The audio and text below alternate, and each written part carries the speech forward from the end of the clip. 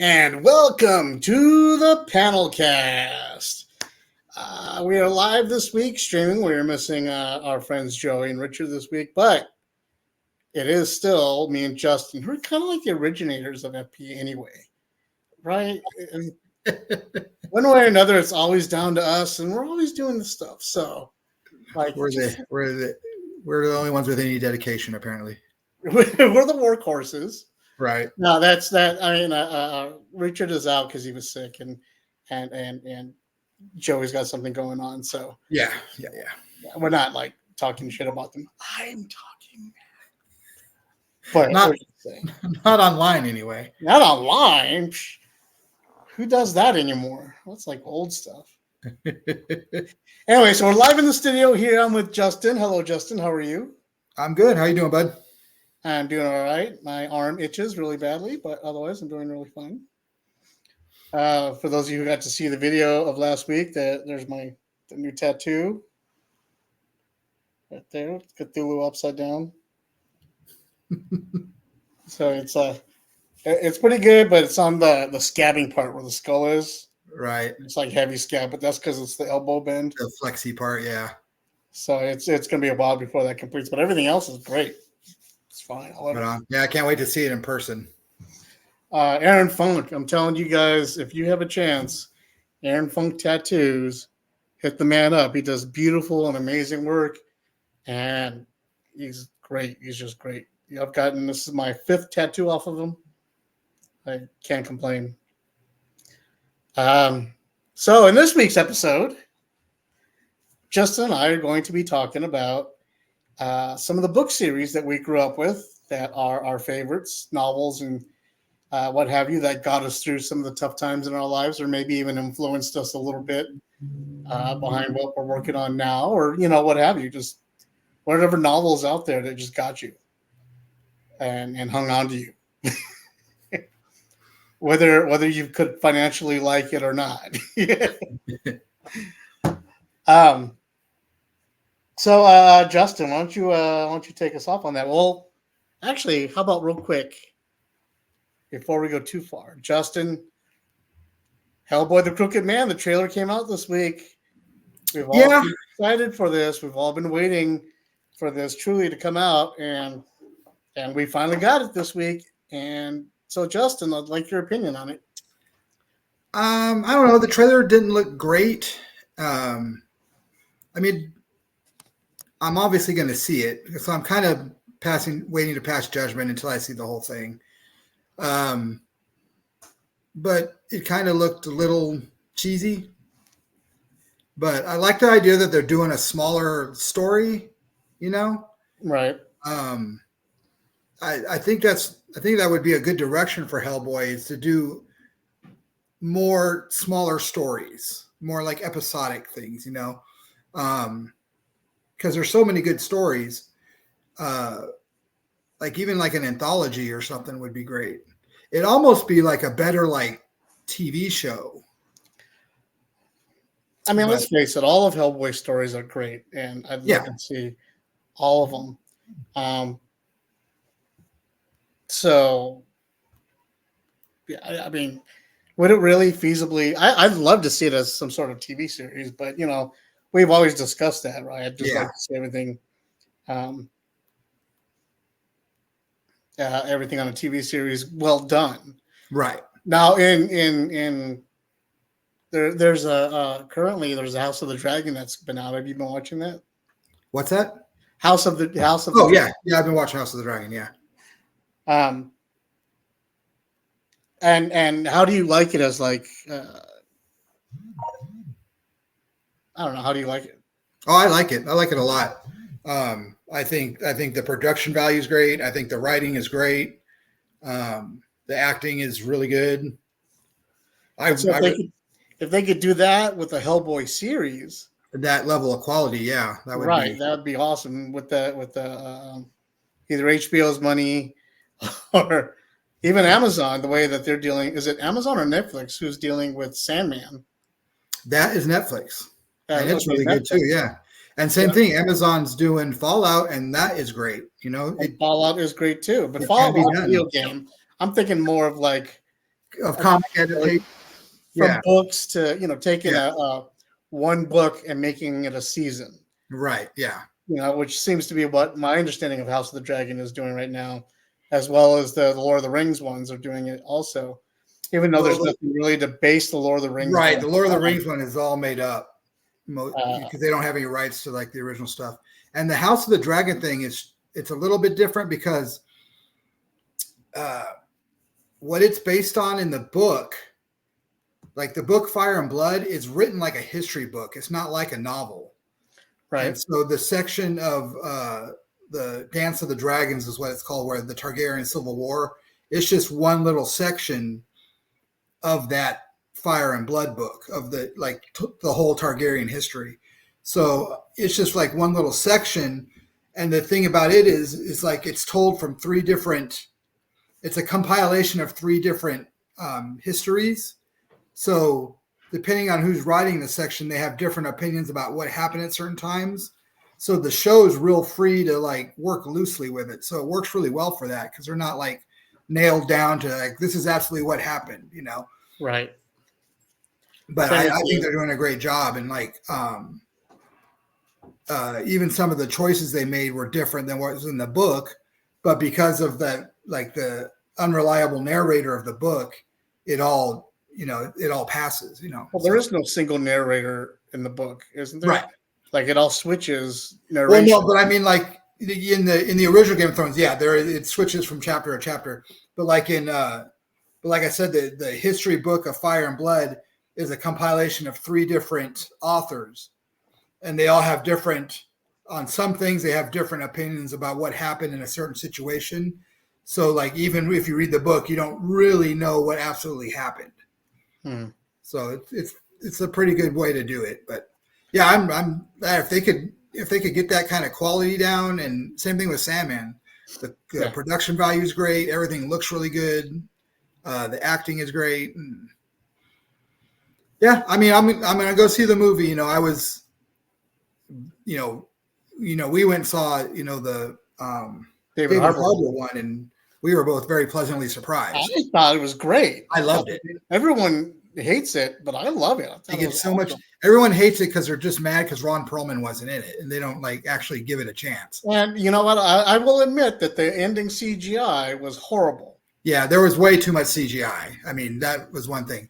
But all the stuff with Hellboy, he did so much like more Hellboy stuff. Baba Yaga, like that, everything, dude. Yep. Everything was awesome about it. Like when he was fighting those giants at the beginning, and Yeah. and there's like so much Hellboy stuff in it. It was really cool. And This feels like a stage production yeah, of Hellboy. That's what it feels like. Even Richard and I were talking about it on texting, and he's like, it looked like whatever weight loss medication you're taking happened to get to Hellboy because he's losing that weight. He's skinnied out, and I get it. It's the 1950s Hellboy, so yeah, he was a little bit more clean cut, a little bit more Japanese in his representation, and younger, and yeah, right, and more influenced by pop culture and stuff because he's just a kid coming in and learning all this stuff, but the way he's portrayed, it looks paper mache. Like it looks like Slender Man would be better. It looks like a fan film is kind of the impression I got. It looked like a really good fan film. It looks like the beginning of Resident Evil, the video game, when it first came out. Right. How that footage was shot for the full, like behind, things that should be trees, but you don't know if they're real trees. Right. And fog is going through the air. That's what it feels like here. Like they're taking the generic way out. Yeah. So I don't know. Like I said, I probably won't watch any more trailers. I generally just watch the first trailer of something when it comes out. Right. So I'll watch it when it comes out for sure. But do you know how hard it has been for me as a fan of Deadpool and Wolverine to not watch any more trailers other than the first one that came out? Dude, I can't believe they've put out like 9 trailers. It's like crazy. And they keep telling us who's in the movie. I don't want to know who else is in the movie right now. I hate that. I want to go to the movie and see it. Like I liked Spider-Man No Way Home, but like how awesome would it have been if you didn't know like all those people were going to be in it? Right. It would have been amazing to sit down and watch that in real time. Oh shit! Like, why would There's Toby. There's Toby I Maguire. know? Well, there's Andrew Garfield. And Oh yeah. and it's dumb. It's like it's not like, oh, I wasn't going to go watch Spider-Man until I saw Tobey Maguire. Everybody's going to go see it. Same thing with Deadpool and Wolverine. It's All like you I got to said. see is Deadpool and Wolverine. Everybody's going to go see it. You don't have to Right. tell us. All you have to all do the is announce it. surprises. Right. Say, look, Ryan Reynolds and Hugh Jackman, Deadpool versus Wolverine. Boom, done. Yeah. We're all gonna go see it. Yeah. We already got our money. Yeah. Show us the teaser. That's fine. It was cool seeing Wolverine in the patch outfit and the tuxedo and everything. Awesome. Cool. Right. That is definitely enough to make everybody go see it. You know, right. That's all you needed. But that movie has had so many trailers. And I've avoided all of them. I've been trying. And I'm trying to avoid all the spoilers because, I go on the movie news sites every morning because that's just my hobby. And then I post and I share. And every time I see it's like DEA, I'll skip. I don't care if it's an actual movie about the DEA. Right. If I think it might lead to a word that says Deadpool and Wolverine, I'm gone. I see a font that looks similar. I right. I'm all, I don't care if it's a parody. I'm just moving on. Right. I don't care if it's a meme. I still don't want to see it because I want to go into that movie theater and be surprised. They're so bad with the trailers now. I don't. The trailers are like 3 minutes long. It's like, why are you showing me so much? A lot of the trailers are done by Ryan Reynolds. Like him and Hugh Jackman are just having fun with it. Yeah. And I can understand that. That's cool. But stop ruining everything. All right.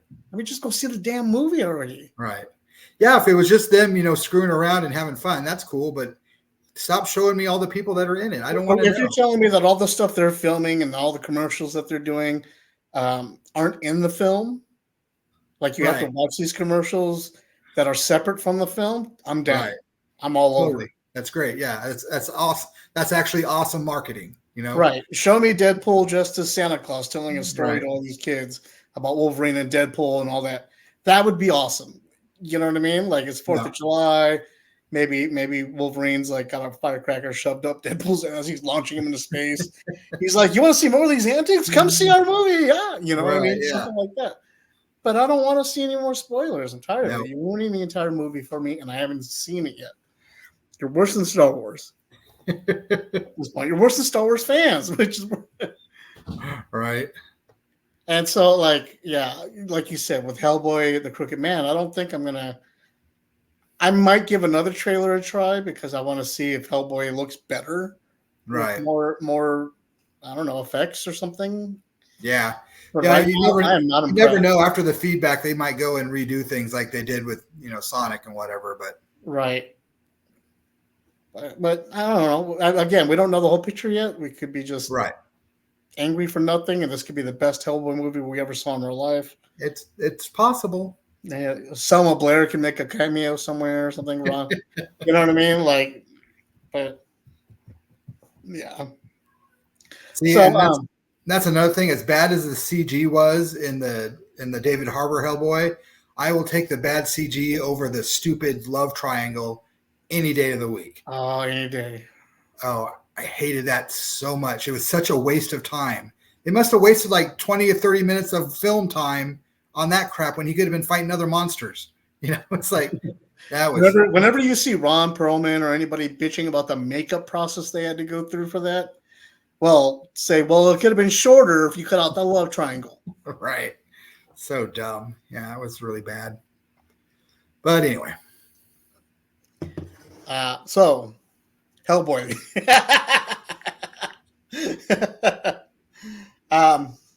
Yeah, when it comes out, we'll make a group viewing. We'll all head out maybe and we'll go check it out. Yeah. And then give our opinion. But I'm still excited to see it. Yeah. The one part about the trailer that got me was the Crooked Man part where he's like, right. Well, I liked the whole atmosphere of the trailer. I like how it's just straight up like a horror movie. Yeah. But I thought that was really cool. But it looked like a a C-rated Cabin in the Woods. Right. Here's Cabin in the Woods with $10 budget. Right. Go. Yeah. So, hopefully it's still, not quite finished. So, Right. and they'll, fix things up. Um, Hopefully. Hopefully. Well, moving right along to our main subject today, let's talk about novels that have influenced you in your life, uh, Mr. White. What would you say is your favorite novel of all time? Probably, it's hard to say favorite, but I would probably say the Icewind Dale trilogy from Forgotten Realms, the D&D setting. It was the first. What wasn't the first? It was the first like official D&D novel I read, and it features Drizzt, the Dark Elf Ranger, and he's exiled himself from his evil uh, family and his evil society, and he's off on his own, and he meets up with this party, and they become friends, and it's a typical. There's a evil wizard, and they got to stop the wizard and save the world and stuff. But just all the different personalities, and I read it at a time when I really dived deep into D&D, and so um, and before that I had read like Conan and uh, a little bit of Elric, and Did the Conan, was that Jordan? I think Was that I Robert think Jordan's? I think the first Conans I read were Jordan because they were new at the time, and Mhm. then later on I went back and like actually read the Howard stuff. But I liked the actual D&D books because since I was playing D&D, it was cool to see um, like the novelization versions of how the spells worked and the actual D&D monsters. It was cool when they were fighting like gnolls and goblins and stuff, and because you could picture them, you knew what they looked like. And R.A. Salvatore, the guy that writes all the Dark Elf books, Mhm. um, he's really, really good at describing fight scenes. Like when he's writing about a fight scene, he just the way he writes it, you can totally picture every move, and it makes sense. And he's really good at describing it and just making it play out in your head. And I liked that because before that I had tried reading. I had read The Hobbit, and I had tried reading Lord of the Rings, and obviously it's a classic and everything. But when I was 13 and playing D&D, Lord of the Rings spent too much time on the stuff I didn't care about, walking and traveling, and too little time on the And stuff I walking wanted to and hear more walking about, which was like the fighting and the sneaking and stuff. And and we're walking. Oh wait, we're singing. yeah, so when I read the Icewind Dale trilogy, I was like, oh crap, this is like D&D, and Right. and then from there, I went and read the Dark Elf trilogy, which is like takes place before that. It's all about Drizzt leaving the Underdark, and then on from there, it was just um, I got into the Arya the Howard Conans and really dug those, and then because I liked the current Conans, but I liked the Howard Conans because they were mostly short stories, Mhm. and I really became a fan of short stories. And then I got into Lovecraft and stuff, and those are all short stories, and it just kind of spiraled from there. With a lot of Howard's short stories seem to show up in short story form in the magazines, Right? the Conan magazines, which is what I appreciated. Yeah. Um, though I wish they didn't switch as many artists as they did Yeah. as they were doing back then, but still. But I never read any of the books that you're describing right now. Hmm. So they were your favorites. Yeah. That was and that was like what got me kicks, because I always read, but that was what like got me like really going out and buying up books like regularly. That's what And then, started you with the like, I'm going to do novels now and collect them as well as comic books. And yeah, and from there, I after that, I discovered the Dragonlance trilogy and got into all of the Dragonlance area, and then in the '80s, after I saw Hellraiser, and I was like, holy crap, what is this all about? And you went to the Clive Barker side. Yeah, and then I discovered it was written and directed, by the author of the book. So I went and I found the Hellbound Heart, and I was just like, holy crap. And then I fell in love with Clive Barker. I bought up everything. Because my mom read a lot, and she was really into horror. She had like read all of Stephen King's stuff. Mm-hmm. And so I started reading Clive Barker, and she started reading it too. And that was something me and my mom really bonded about. We were reading the same books and stuff. And but yeah, so I really got into Clive Barker, and and it's just been going on from there. And then now, now I've got an Audible subscription, so I listen to a lot of books, and that's been great because I just really don't have time to sit down and like read a novel anymore. So I can, I read, I listen to books while I'm, making dinner, or right while I'm, getting ready for work in the morning, or if I got to drive, and I'm by myself, I'll listen to it. And so, yeah, so that's kind of where it started. What's your favorite genre of novel right now? Probably fantasy. I've been reading the Red Rising series, and the last book's going to come out next year, so it's going to be a 9-book series altogether, and I finished 7. I was waiting to read number 8 until right before number 9 comes out, so I can just kind of glide into it. But and it's sci-fi, but it's basically fantasy, because they still wear armor. It's power armor, and they but they still have swords. But they're energy swords, not like lightsabers, but they're like metal with like energy charged through them. And but it's really, really good, and it's really in depth. And this guy that writes it, I'll bring up his name, but he like Brown or something like that. Yeah, Pierce Brown or something. Yeah, something like that. Okay. He's got a gift for pacing, that so much stuff will happen in these books, but it just flows really good, and you're never lost, and you know who everybody is, and his pacing is just really, really good. I was really impressed with how it all flowed really easily, and everything made sense, and so much stuff happened. And like when I read the synopsis of the first book, I was like, okay, this and this and this is going to happen in this book. But everything that I thought was going to happen in that book happened like in the first 3 chapters. I was like, holy crap, I wasn't expecting that, but didn't feel rushed or crammed, and it's really, really cool.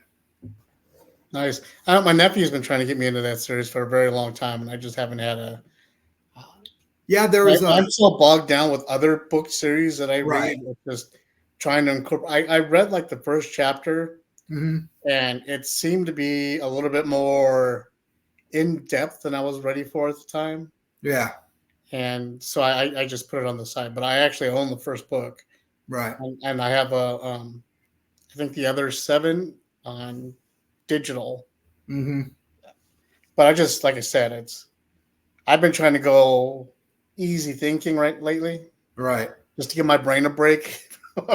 Yeah. Like all the other like intricate thoughts that bug me out throughout the day, so. Yeah, and usually when I'm reading a series, like especially if I'm on Audible or something, like I'll take a break and listen to something different, just in between books or whatever, just to give me kind of a palate cleanser, Yeah. Yeah. So like right now I'm listening to Scott Ian's autobiography, I Am the Man, and it's really, really good. And he's really honest, even the stuff that makes him seem that he did that was shitty. He's like, yeah, it was shitty that I did this, and yeah, it was shitty when I cheated on my wife, but here's what happened. And he's really honest and really upfront about everything. And I always knew he was like the backbone of Anthrax. I didn't know like he was like the fucking backbone of Anthrax. Like he did most of the he lyric carries writing. the band, dude. Yeah, he did. I did most of everything for a long time. Yeah. And I mean, he's basically like the Steve Harris of Anthrax. But no, it's really good and really interesting. He's got lots of cool stories. And is that Pua barking in the background? Yes, yes, it is. And hi, Pua. But yeah, it's really cool, and I'm really enjoying that. And they did audiobooks of the Sandman, which are really good because they've got a full cast in them. Yeah, that's more of a radio play. Right. Yeah, and they've got sound effects and music and all that stuff. And they've got like dang it, I'm drawing a blank. What's his name that plays the young Professor X? I know who you're talking about. Yes. Well, he does the voice of Morbius. And then Kat Dennings does the voice of Death. And so they've got like actual like stars on there and stuff. And they're really good. So I've been listening to those too. Awesome. What is your favorite go-to book? Like your favorite comfort book? I usually go back to one of the Dark Elf books by Salvatore. Salvatore? Yes. And usually the Crystal Shard, or there's another trilogy called The Thousand Orcs. That's really great. And I've listened, and sometimes Dragonlance. I've listened to Dragonlance several times. And so those three are like the fantasy books I go to and re-listen to a lot.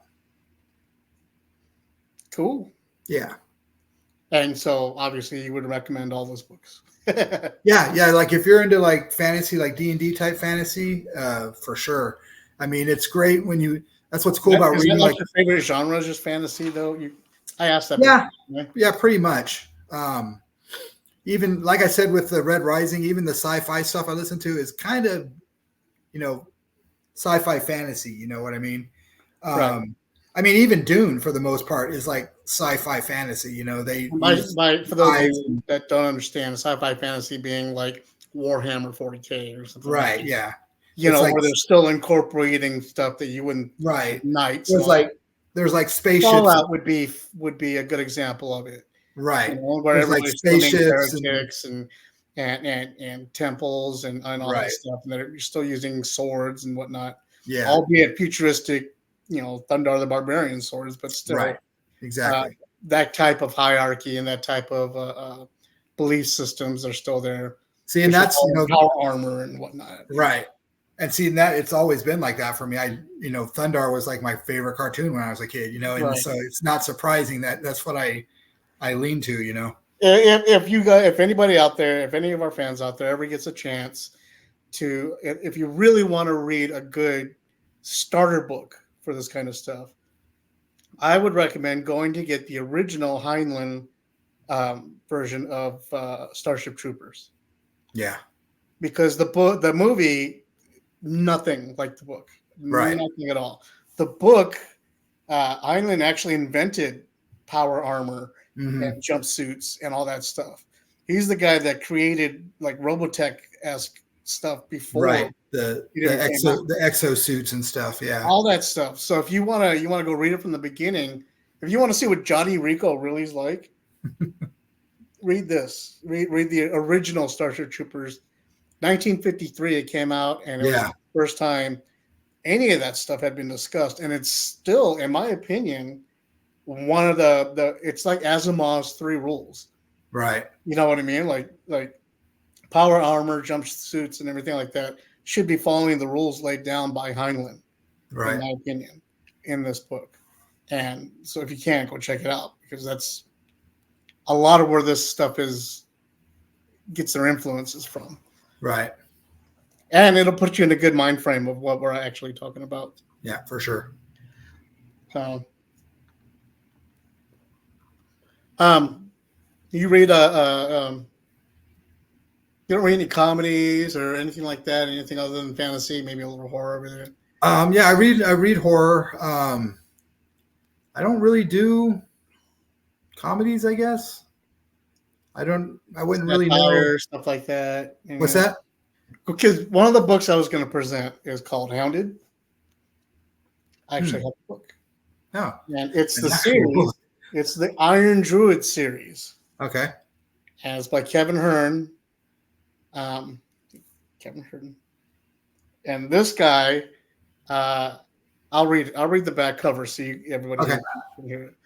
Atticus O'Sullivan, last of the Druids, lives peacefully in Arizona, running an occult bookshop and shape-shifting in his spare time to hunt with his Irish wolfhound. His neighbors and customers think that this handsome tattooed Irish dude is about 21 years old, but in actuality, he's 21 centuries years old. Not to mention, he draws power from Earth, possesses a sharp wit, wields an even sharper magical sword known as Fragarak, the Answerer. Uh, this book is great That sounds cool. because it deals with urban fantasy. This is what you would call urban fantasy. Right. So where everything is like if you and I were just suddenly busting out with spells and shape shifting Right. in the time period that we're in right now. So the Iron Druid series, I was actually recommended it by Cameron, Okay. and I said, and sometimes I thought the way he was describing it, the way everything looked, it was like it felt a little too Ren Fairy for me, Mm-hmm. and I didn't think I would like it. And then I started reading the first book, and the next thing you know, I'm on book 13. Oh, I've got jeez. all the little novelettes, all the little Right. side stories. I've gotten all the little everything I could grab that has anything to do with these characters. Right. I'm just inhaling because I just love it so much, and I can't recommend it enough. And it's funny. Oh, is it so Yeah, I'll funny? check it out. Make a note real quick so I can remember because I won't. I plan on going through a few books. I brought a lot of books for this time. Okay, cool. So I hope everybody paying attention, all four of you watchers right now, and whatever your name is over here that I'm doing this with. Now I'll tell you the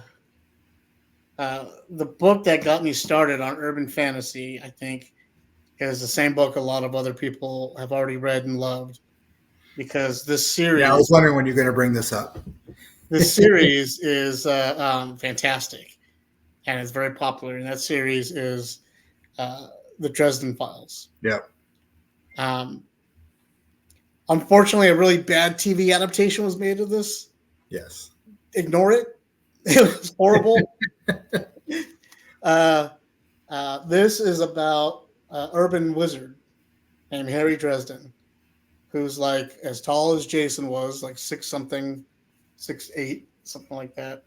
And uses a hockey stick for a wand, and he's just he's trying to deal with he deals with fairies, he deals with werewolves, he deals with witches and vampires and all this other stuff, and all of his stories, and they're all so intricate and done in such a way that they just draw you in, suck you in.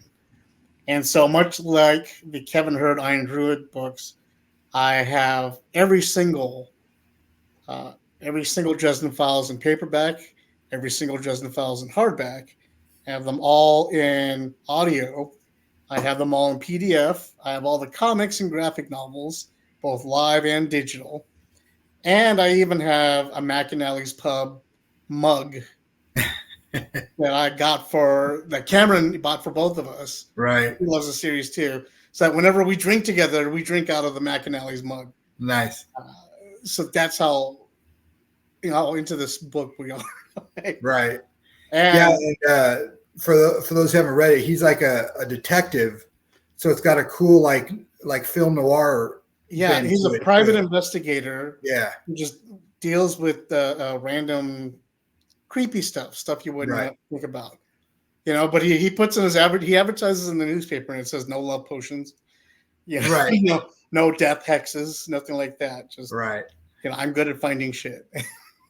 And what I really like about one of the things I really like about that series is he's done such a good job of setting up the rules for that world, and it's always consistent.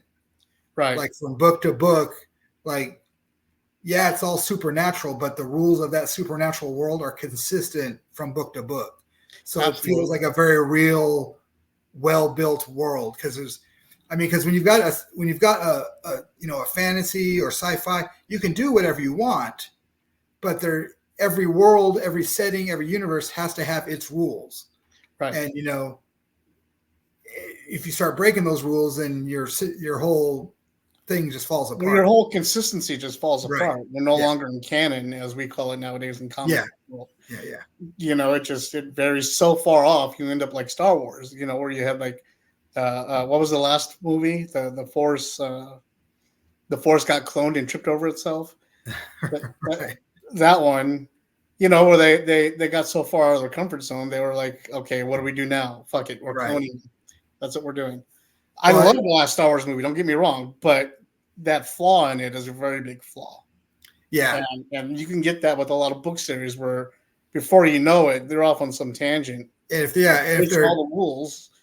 if Yeah. they're just making stuff up as they go along, you start to realize, well, how come they're doing this now? And 2 books ago, they could have just done that back then and solved everything. You know what I Right. mean? You obviously wrote yourself into a corner Right.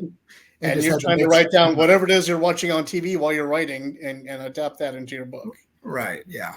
So, but Stormfront, just Dresden Files, please pick it up. At least pick up book 1, anybody, because I'm always looking for somebody to talk to about it. My wife is fanatical about the series. We both go to opening release parties.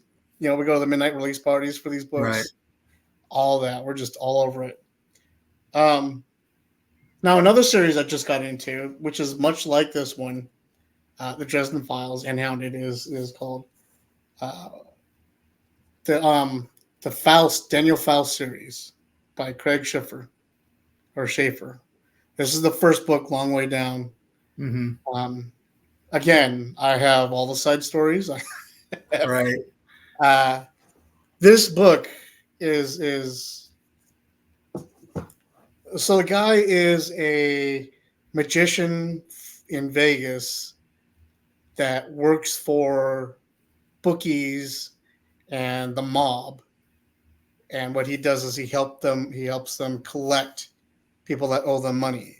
Uh-huh. Kind of like a muscle man, but he's also a magician. So, his services are out to rent as far as like bodyguards and all this stuff. And he goes the gambit route a little bit because he curses a deck of cards and they like defend him and he throws them sometimes and stuff. Okay. But this guy's more anti-hero, where everybody else is like 1,000-year-old knight from back in yore that have aged up here somehow and still carries that for honor type of thing. Uh-huh. This guy works for the mob. He helps in mob hits and kill people. Oh. And stuff goes down, which has him trying to take over power in Vegas while he's dealing with this. And it's all on the supernatural side. So this book series, there's like 8 books in this series. And then it starts on a new series called the Harmony Black series. And that's a CIA, an offshoot of the CIA that sometimes run into Daniel Faust, and then they'll have magical adventures together. Oh, okay. Because she's CIA, FBI, and he's Right. a mobster. Right. But sometimes, they got to work together to Right. see Yeah. and stuff. So anyway, the Harmony Black series goes on for about 5 books, and they keep running in and out of the Daniel Faust series. And then comes another book series called We Own the Night, and that's a trilogy. And that deals with both of these 2 main characters together with another main character who is the narrator of the entire universe. Her job is to write. She's like the watcher, but she takes notes. Okay. And there's all these people with her that try to find other story people of that story. Like she's the narrator. They need to find the protagonist. They need to figure out who the antagonist is. They need to figure out who all these little jobs that you would see in a novel those characters' roles. They're trying to find those characters so that they can figure out what the rest of the story is. And it turns out, without giving too much away, that they end up going into a multiverse. Right. And one of them has like space jumpsuits uh, that they use to escape from sandworms on this Arrakis type planet that Right. also has like metropolises all over the place. And Yeah. that's just one of the worlds. That's what's in this trilogy. And all these books all tie together into one big universe. That's And I'm crazy. on like book 19. And I can't stop reading them. They're easy Right. reads, but they're so good and they're so cool that it just draws you in and it grabs. See, I just pop my knuckles. Just draws you in and grabs you, and I just can't put them down. Right on. And they're Amazon books, so that means you can go if you have Amazon Unlimited, you can read them for free. Right. And which is great, which is how I discovered them because I was looking up something Dresden Files related, and I found this series. Right. And I've read them all and loved them, so I just went ahead and bought them. You know, because I like to buy books and lend them out to people to get them to read. You see my bookshelf, just Right. you know. So yeah, that's another book series I highly recommend.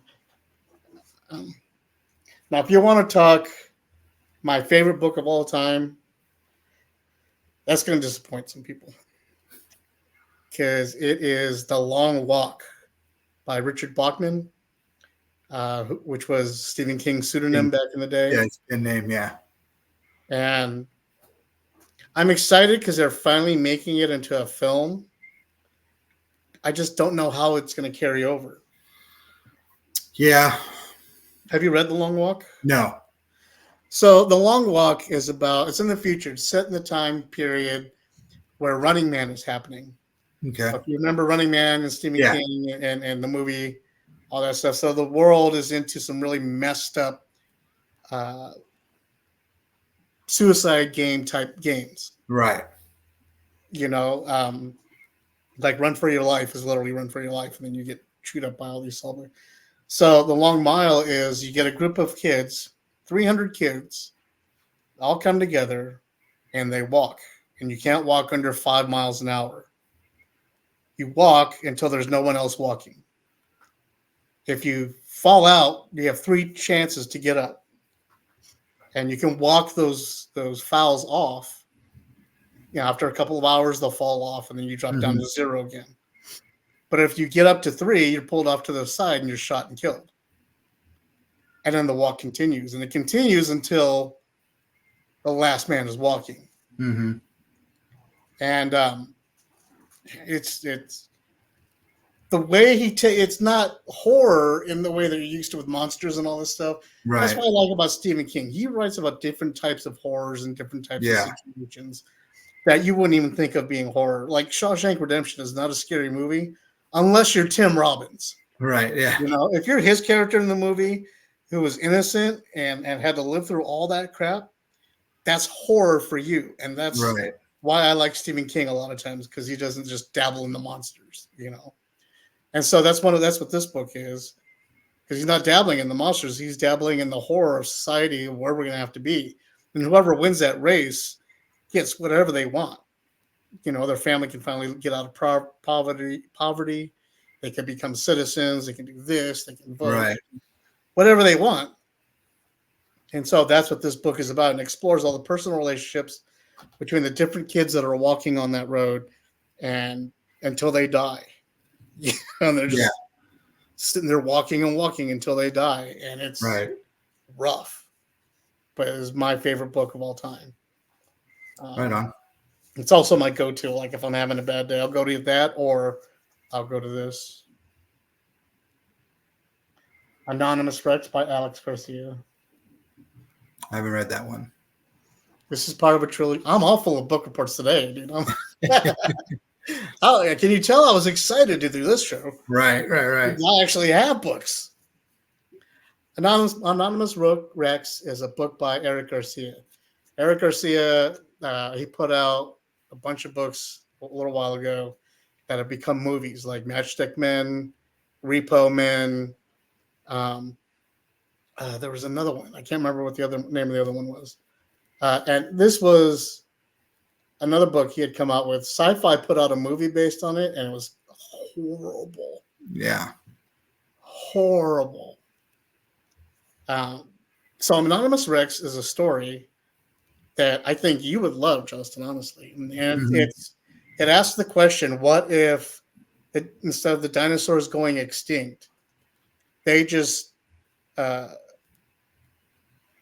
evolved into humanoid type creatures? Mm-hmm.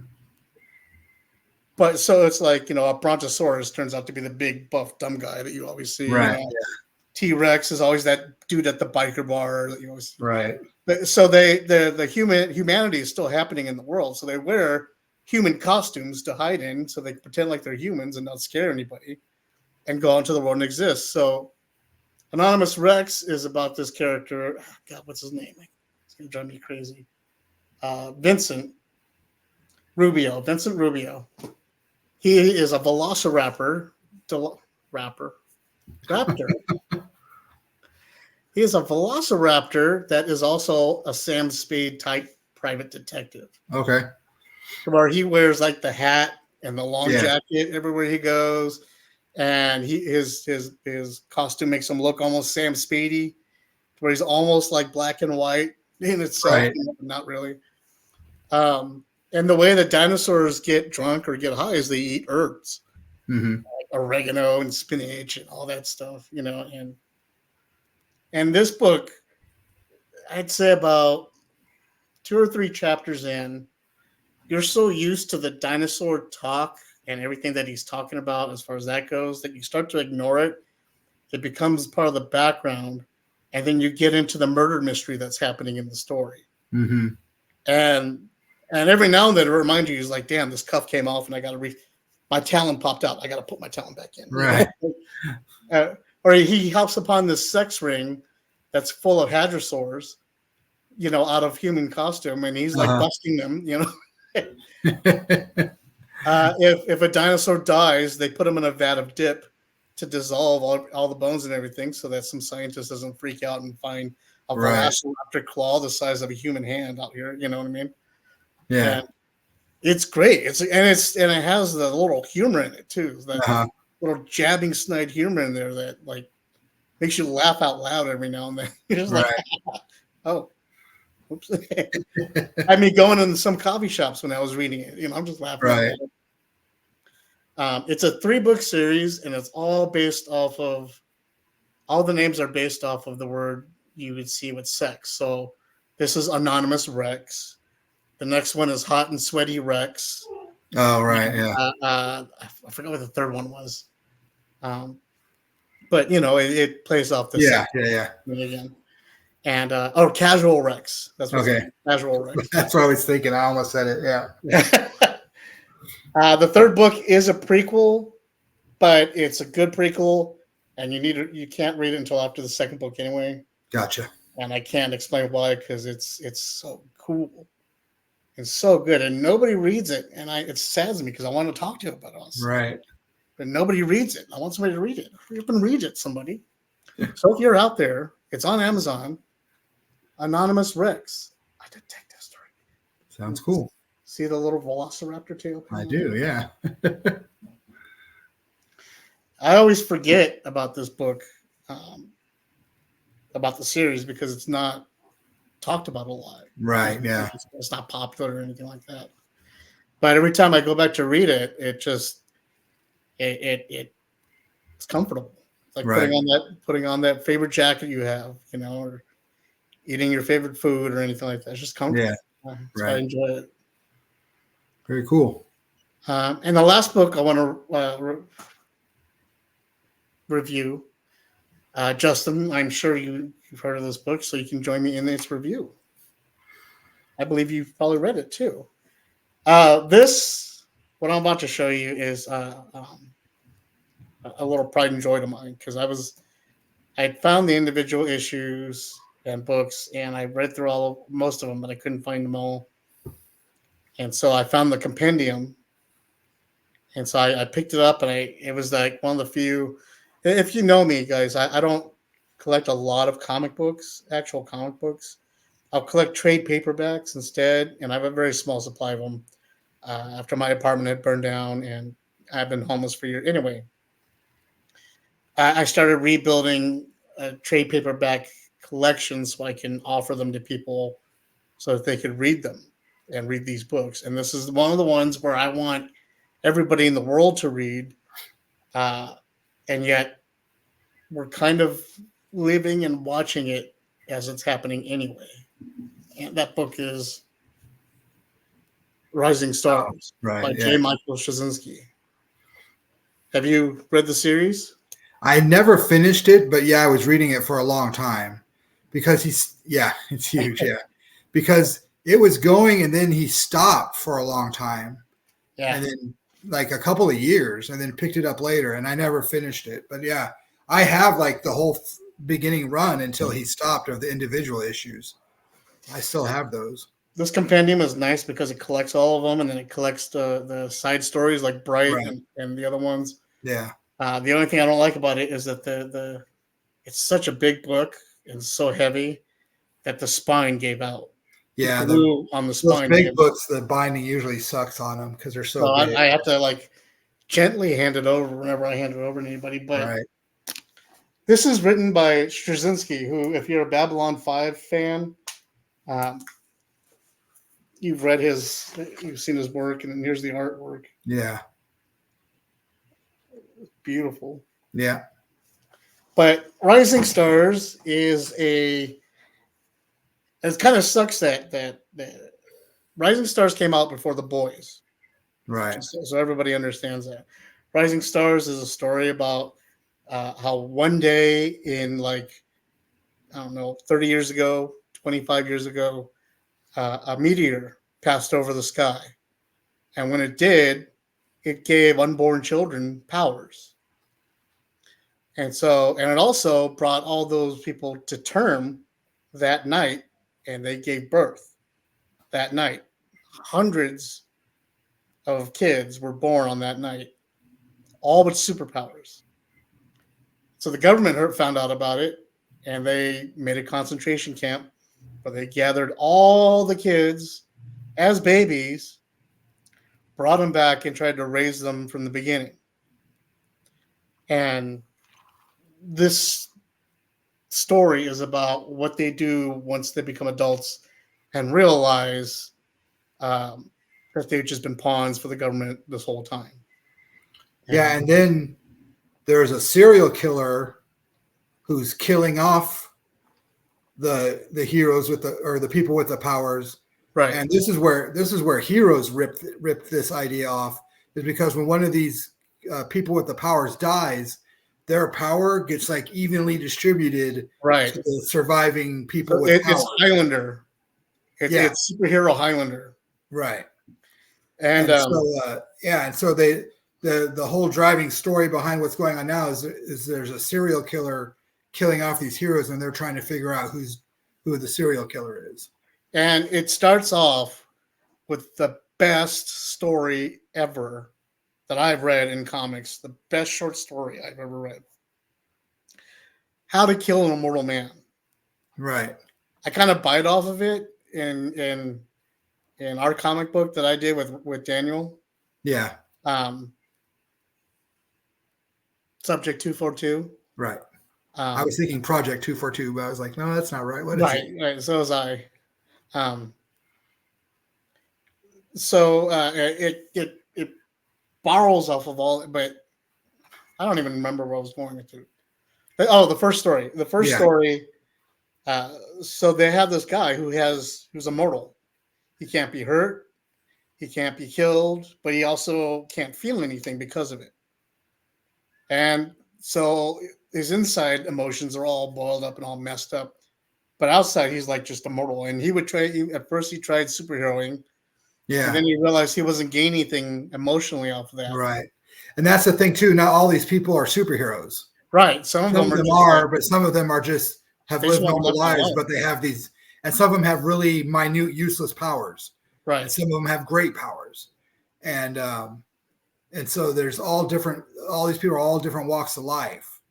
And yeah, anyway, so what you were going with? Oh, I was just saying, like they, after a while, he gets tired of being a hero. He just sits at home and eats all day because eating is the only time he can feel something.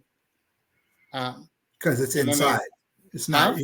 because it's inside, and Right, it's he inside. He can't. can feel that. Nothing that touches him, he can't feel it. Yeah. It's the only joy he can get, and so uh, the killer that's going on through the book finds a way to kill him, and it poses a lot of good questions because it takes different angles of how you can do it. You Mm-hmm. can't do this, can't do this, and it goes into in depth about not just who he was as a person, but his mental capabilities, what it did to him, how badly it fucked up his head so bad Yeah.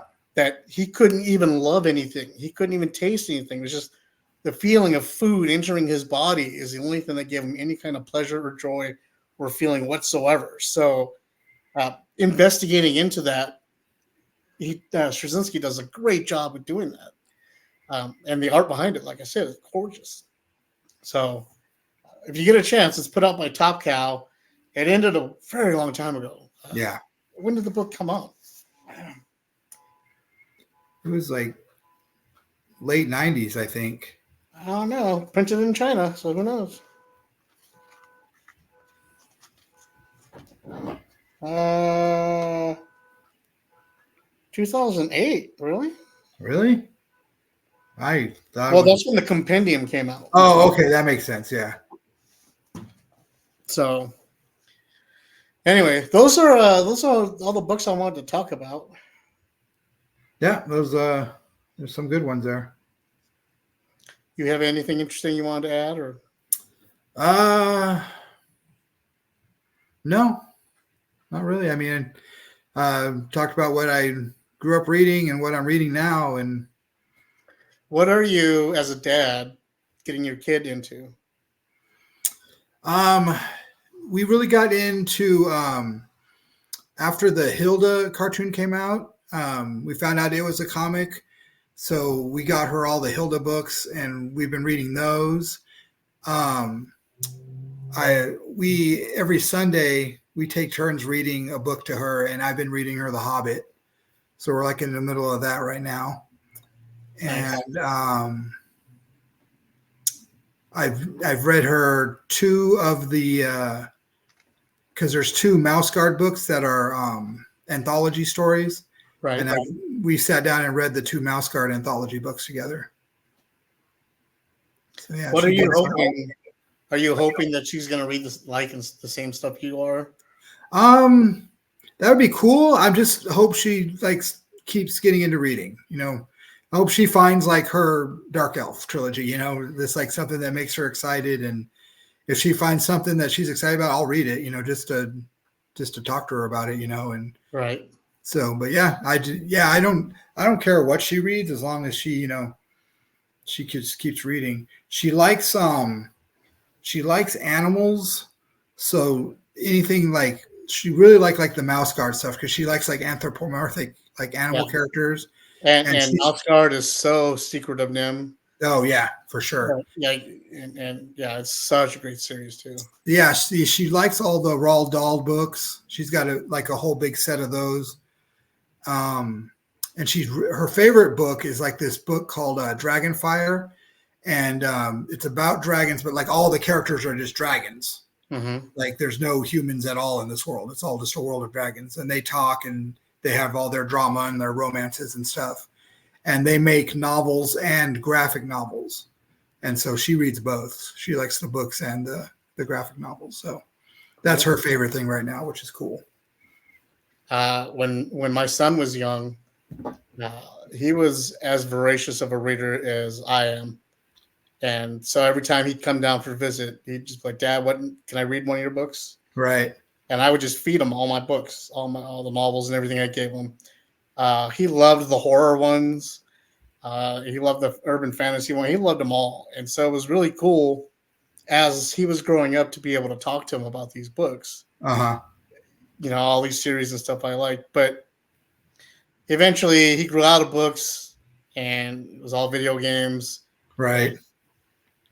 While I am doing my best with Kratos to destroy Valhalla right now, There's a lot of games he was playing that I wasn't playing that we just couldn't get into together.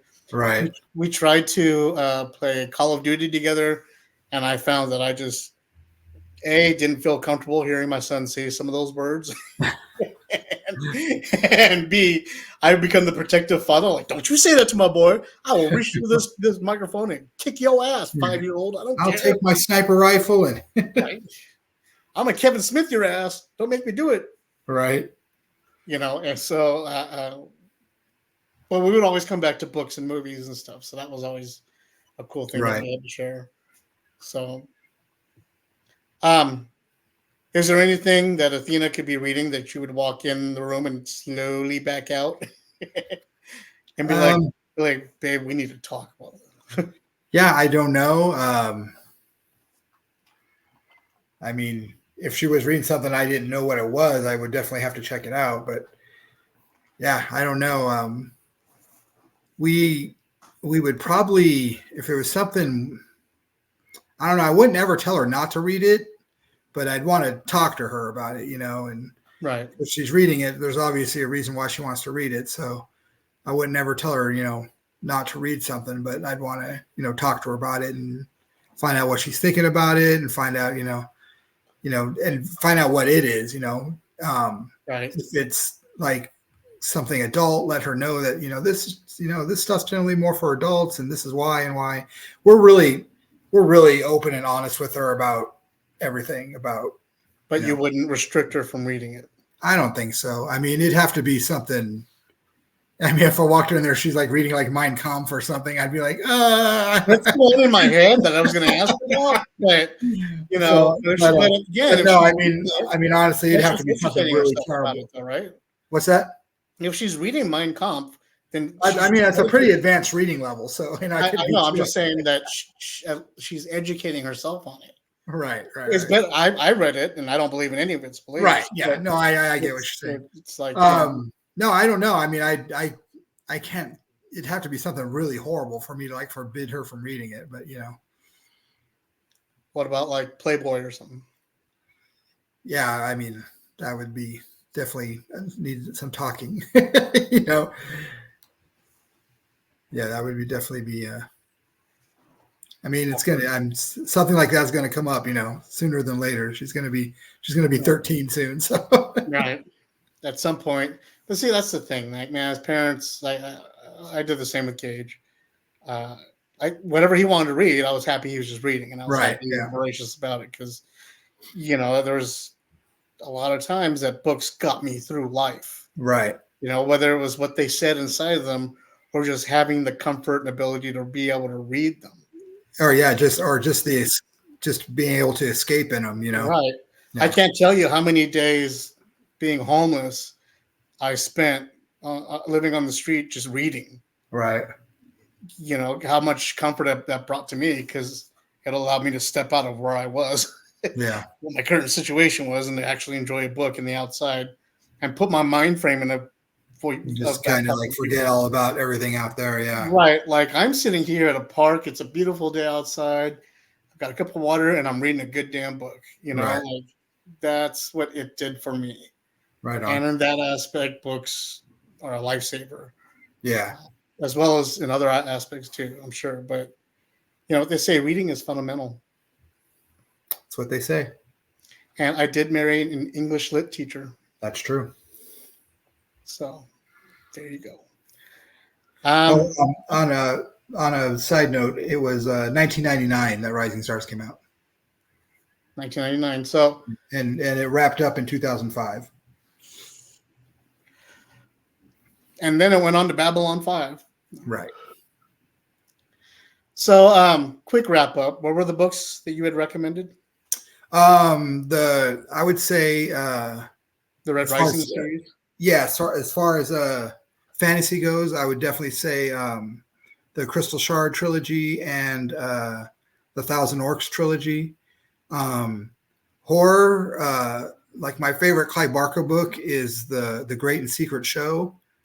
It's really good, and I also like the Damnation Game is a really good one.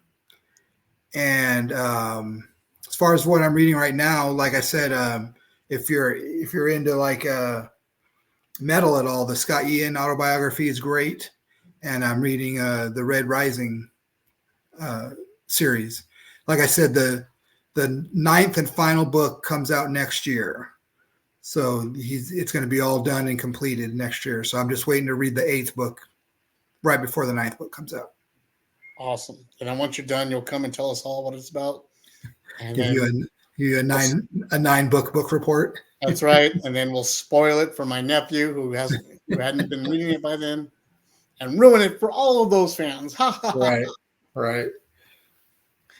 And so my books again were Rising Stars by J. Michael Straczynski, Anonymous Rex by Eric Garcia, A Long Way Down by Craig Sheffer. And the first story is really good because he encounters a homeless ghost that was murdered, and he helps her try to solve her case. Right on. And she was a homeless girl living in the sewers of Vegas. And he actually did the research by going into the sewers of Vegas, interviewing a lot of the people that live down there and stuff like that, and crazy, and walking around in the mazes and getting a look at it, so he knew what he was writing about. Right on. Obviously, the Dresden Files. In fact, the second book is about werewolves. Yep. Yeah, I've read the first 4, I think. And then Iron Druid series by Kevin Hearn. All these books I read. I like a light humor in my book. Yeah. My books, because I just, my head.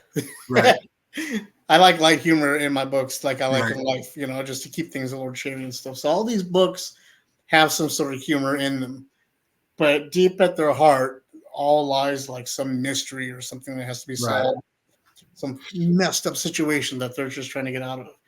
And so, please, everybody, if you get a chance, read Justin's recommendations, read mine. I'll have links up to them to Amazon, so that if you're interested, you can just click on the links and go ahead and read them and buy them from Amazon or whatever. I'll put those links up along with this tonight. And just, if you haven't read any of them, choose this summer your opportunity to try a new book. If you're reading series like Justin and I do, try a new series. Try something different. Get out of your comfort zone. Find something else, and then let us know what you think about it. Yeah, for sure. And if you have any book recommendations that you want to talk about, the viewer, please hit us up. You know all of our social medias. You know all of our stuff. You're streaming and watching it now. Just leave us. There'll be a comment section right around here somewhere. Put it in this comment section over there. And let us know your recommendations, your favorite books, things that got you through a lonely winter rainy night, things like that. Right? What's your comfort book? What's your favorite book? What's the one you like to throw at your wife when she gets upset at you? Or vice versa. And even more so, I'd love to hear what everybody is excited for their kids to read. A lot of these series I enjoy because I know that my son Gage read them or will read them at some point, and I know he'll love them, and that makes me feel like I'm handing something down, but also able to discuss something more with them, and seeing their faces light up at the same place as your face lights up is a special feeling. That's pretty awesome. Believe me. So yeah, thank you everybody for tuning in this week.